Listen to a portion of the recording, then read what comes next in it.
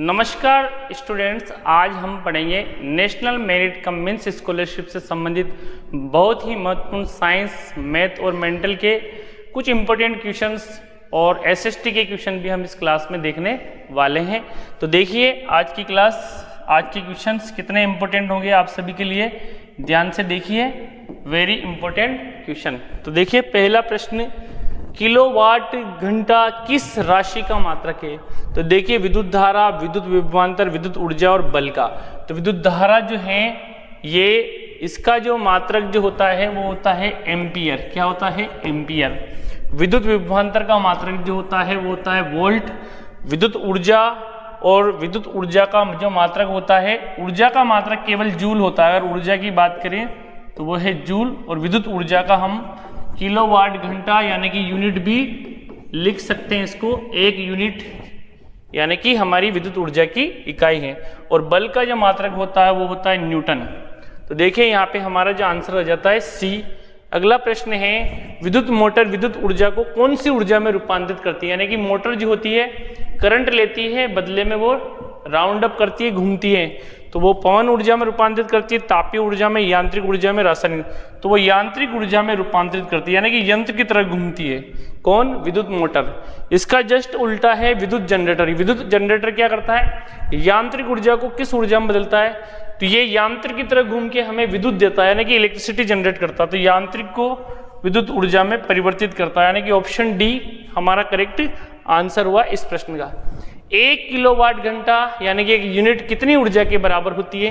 तो देखिए 1 किलोवाट घंटा जो होती है 2.6 × 10⁶ के बराबर, 3.6 × 10⁶ के बराबर, 6.022 × 10⁻23 जूल के बराबर और 3 × 10⁸ जूल के बराबर। तो देखिए एक यूनिट जो होती है वो 3.6 × 10⁶ जूल ऊर्जा के बराबर होती है।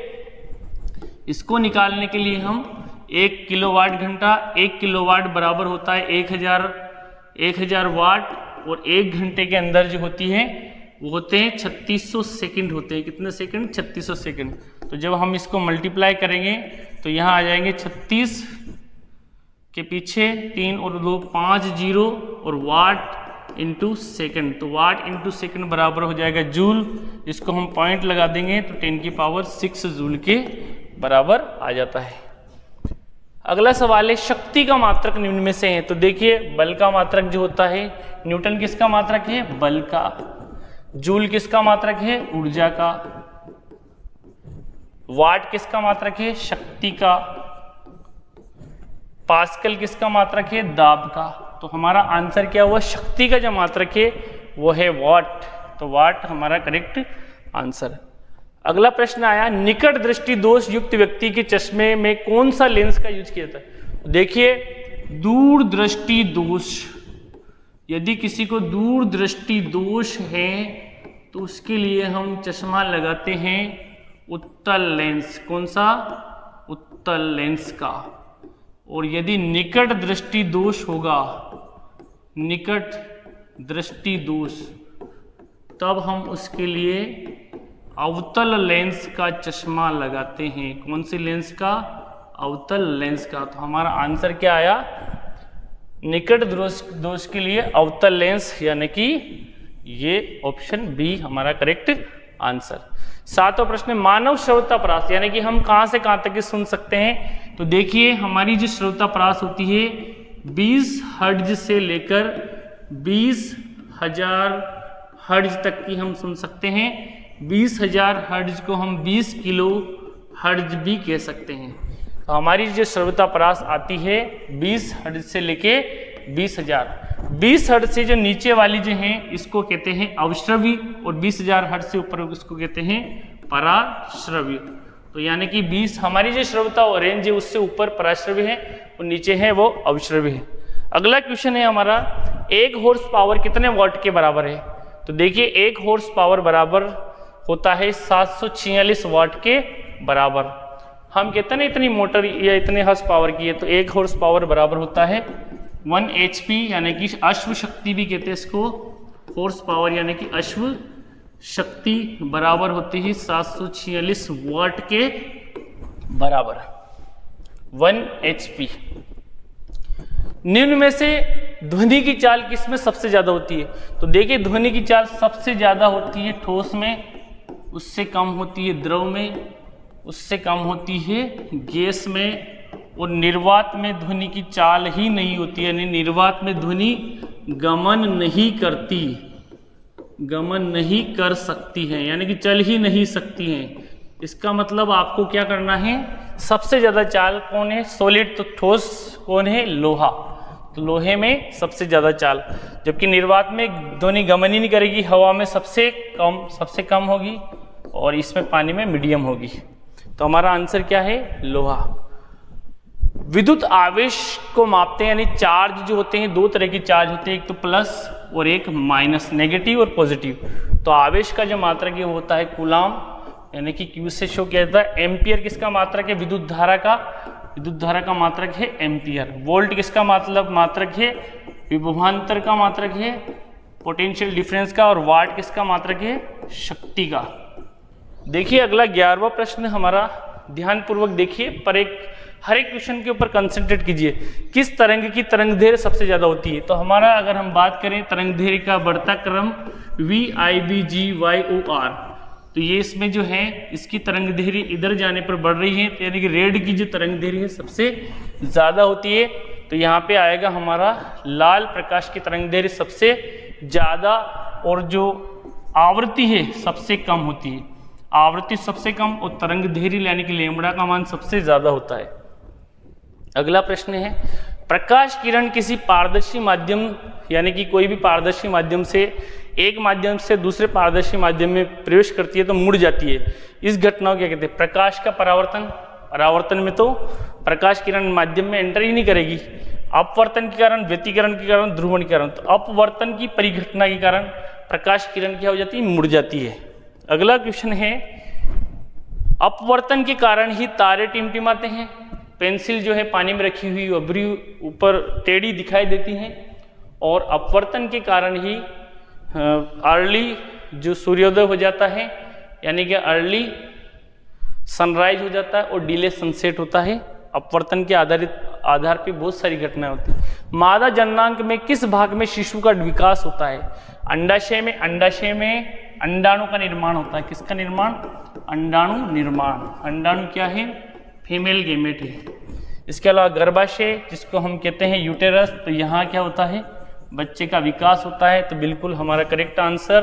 अंडवाहिनी में क्या होता है? निषेचन की प्रक्रिया होती है। यहाँ पे फर्टिलाइजेशन होता है। निषेचन यानी कि फर्टिलाइजेशन। क्या होता है यहाँ पे? फर्टिलाइजेशन। कोई नहीं, तो यहाँ पे अगला सवाल आ जाता है हमारा। अगला क्वेश्चन, सिसोदिया राजवंश के गौरव। देखिए ये हो गया। इसके बाद ये क्वेश्चन छूट गया था। शुक्राणु तथा अंडाणु का संयुग्मन यानी कि फ्यूजन क्या कहलाता है? तो परागण बिल्कुल नहीं, तो निषेचन कहलाता है। यानी कि जब मेल गैमेट यानी कि स्पर्म और ओवम यानी कि अंडाणु और शुक्राणु, इनका जब फ्यूजन होता है, यानी कि इनका फ्यूजन जब होता है, तो इसे हम कहते हैं फर्टिलाइजेशन यानी कि निषेचन। अगला सवाल है हमारा, सिसोदिया राजवंश के गौरव महाराणा प्रताप का जन्मस्थली है, तो कहाँ जन्म हुआ था इनका? कुंभलगढ़ में हुआ था इनका जन्म। भारत छोड़ो आंदोलन कब चलाया गया था? तो ये चलाया गया था 1942 ईस्वी में महात्मा गांधी जी द्वारा। और इसमें कौन सा नारा दिया था? करो या मरो, यानी कि डू एंड डाई का नारा दिया था महात्मा गांधी जी ने। इसमें राष्ट्रपति पद पर नियुक्ति हेतु आवश्यक आयु कितनी है? तो देखिए राष्ट्रपति, उपराष्ट्रपति, राष्ट्रपति के लिए या उपराष्ट्रपति के लिए या राज्यपाल, तीनों के लिए जो आयु है वो है 35 वर्ष। कितनी? 35 वर्ष। तो हमारा करेक्ट आंसर क्या है? 35 वर्ष। अगला प्रश्न है, संसद के संयुक्त अधिवेशन, यानी कि संसद के दो अंग हैं, मूलतः 3 अंग होते हैं, राष्ट्रपति, लोकसभा और राज्यसभा। 2 सदन है संसद के, एक तो है लोकसभा और एक है राज्यसभा। तो लोकसभा और राज्यसभा जब इनकी जॉइंट मीटिंग होती है, संयुक्त अधिवेशन कहते हैं इसको, तो इसको कौन आहूत करते हैं? इसको आहूत करते हैं, इसको बुलाते हैं राष्ट्रपति। जब इनकी जॉइंट मीटिंग होती है, इसकी जो अध्यक्षता करते हैं वो करते हैं लोकसभा अध्यक्ष। कौन करते हैं? लोकसभा अध्यक्ष इसकी अध्यक्षता करते हैं इस मीटिंग की। यह हमारा करेक्ट आंसर हो जाएगा लोकसभा अध्यक्ष। राज्यसभा के सभापति कौन होते हैं? उपराष्ट्रपति। ठीक है, अगला प्रश्न है पादप कोशिका में कोशिका भित्ति किसकी बनी होती है? सेल्यूलोज, पेप्टिडोग्लाइकन, काइटिन और प्रोटीन। तो देखिए पादप कोशिका की कोशिका भित्ति सेल्यूलोज की बनी होती है, ये हमारा करेक्ट आंसर। पेप्टिडोग्लाइकन यानी कि ये किसकी कोशिका भित्ति बनी होती है? जीवाणु की कोशिका भित्ति पेप्टिडोग्लाइकन की बनी होती है। काइटिन यानी कि कवक, जिसको हम फंगी भी कहते हैं, इसकी कोशिका भित्ति काइटिन की बनी होती है। तो हमारा करेक्ट आंसर पादप कोशिका भित्ति सेल्यूलोज। अगला प्रश्न है लोकसभा की किन्हीं दो बैठकों के बीच कितना अंतर? कम से कम, इससे ज्यादा नहीं हो सकता, तो कम से कम 6 माह, हमारा करेक्ट आंसर। अगला प्रश्न है दिए गए चित्र में x का मान ज्ञात कीजिए, 40, 50, 45। तो देखिए यहाँ पे इसका मान हमें ज्ञात करना, तो ये 110 है, तो यानी कि ये टोटल जो है, देखिए ये इस टोटल का जो मान होता है 180 होता है, तो ये 110 है प्लस इसमें ये x मान लो इसको, इसका योग होता है 180 डिग्री। तो इसका जो x बराबर हो जाएगा 180 माइनस 110 यानी कि बराबर 70 डिग्री। तो ये जो है ये कितना है? 70 डिग्री है। कितना है? ये जो है, ये जो कोण है ये आया 70 डिग्री। तो ये 70 है। अब इन तीनों के अंतर कोणों का योग भी 180 डिग्री होता है। तो ये है x प्लस ये है 70 प्लस 60 बराबर होगा 180 डिग्री।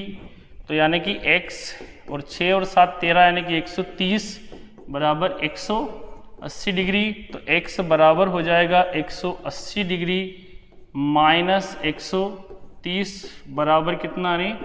50 डिग्री। तो देखिए हमारा x का जो मान है, इसका मान है, ये कोण जो है ये कितना होगा? ये होगा 50 डिग्री के बराबर। तो यहाँ पे यानी कि हमारा जो दूसरा है ये आंसर बिल्कुल करेक्ट है। अंदर के त्रिभुज के तीनों अंतर कोणों का योग हमेशा 180 डिग्री होगा। तो इसका 50 और 60 यानी कि 110 और 70 180, और ये जो है हमेशा इसका भी कोण जो है इसका 180 होता है। तो 110 तो ये, तो इधर वाला कितना है? 70 और ये 110, तो टोटल 180 उधर का भी हो गया। यदि 2x प्लस 7 बराबर 15 है तो x बराबर ज्ञात कीजिए। तो देखिए 2x प्लस 7 बराबर 15, तो 2x बराबर 15 माइनस 7 यानी कि 2x बराबर 15 में से 7 गए तो 8, तो x बराबर हो जाएगा 8/2 यानी कि 4 हमारा करेक्ट आंसर आया इस सवाल का। तो 4 यानी कि दूसरा आंसर हमारा करेक्ट है 4। अगला है 21 सेंटीमीटर त्रिज्या वाले पहिए को, यानी कि एक पहिया है जिसकी त्रिज्या जो है r बराबर है 21 सेंटीमीटर। ध्यान से देखिए इंपॉर्टेंट क्वेश्चन है। इस पहिए को 2 बार चक्कर, तो एक बार चक्कर जो दूरी होती है वो होती है परिधि की बराबर। तो परिधि जो होती आएगी वो आएगी 2 पाई r के बराबर। तो परिधि बराबर 2 पाई का मान है 22/7, r जो है हमारी 21 सेंटीमीटर। तो यहाँ पे 7 या 21 और 3 दूना 6, 6 इंटू 22 करेंगे तो 6 दूना 12 के 2 से लगे 1 और 6 दूना 12 और 1 132 सेंटीमीटर। ये तो आगे इसकी परिधि, यानी कि यहाँ से लेके यहाँ तक की लंबाई, यानी कि एक चक्कर में 132 सेंटीमीटर। अब हम यहाँ पे 2 चक्कर की बात कर रहे हैं। कितने चक्कर? 2 चक्कर। तो यानी कि एक चक्कर जो है वो होता है 132, तो 2 चक्कर बराबर हो जाएंगे 132 मल्टीप्लाई 2 यानी कि 264। कितना हो जाएगा? 264। तो करेक्ट आंसर क्या हुआ? 264, यानी कि पहला आंसर हमारा करेक्ट हुआ। परिधि जो होती है, बाहर की जो दूरी होती है यहाँ से यहाँ तक, इसको कहते हैं परिधि, और ये जो होती है रेडियस यानी कि त्रिज्या। तो त्रिज्या यहाँ दी हुई है, तो परिधि हम इस फॉर्मूले से निकाल सकते हैं।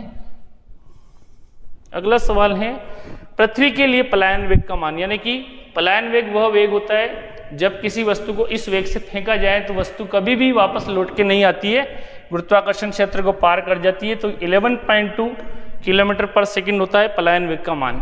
कार के पीछे के दृश्य को देखने के लिए, यानी कि साइड ग्लास की बात हो रही है, के लिए किस दर्पण का उपयोग किया जाता है? तो कार के पश्च दृश्य के लिए हम, ये जो कार होती है उसका इस तरह का जो दृश्य, इस तरह का मिरर होता है, तो ये जो मिरर होता है ये होता है, कौन सा होता है? कॉन्वेक्स होता है। कॉन्वेक्स यानी कि उत्तल। कैसा होता है? उत्तल दर्पण। ये उत्तल दर्पण होता है, इसमें हमेशा छोटा इमेज बनेगा, तो यहाँ पे उत्तल दर्पण हमारा करेक्ट आंसर। जबकि हेडलाइट जो होती है उसमें अवतल दर्पण होता है। तो पश्च दृश्य के लिए साइड ग्लास जो होता है, साइड मिरर, रियर व्यू, इसमें हमेशा उत्तल दर्पण होता है। रसोई घर के बर्तन के हैंडल बनाने के लिए कौन से पदार्थ का यूज किया जाता है? Polythene, nylon, PVC, bakelite. Bakelite का यूज किया जाता है। ये जो है ये है थर्मोसेटिंग प्लास्टिक। कौन सा प्लास्टिक? थर्मोसेटिंग प्लास्टिक का उदाहरण है।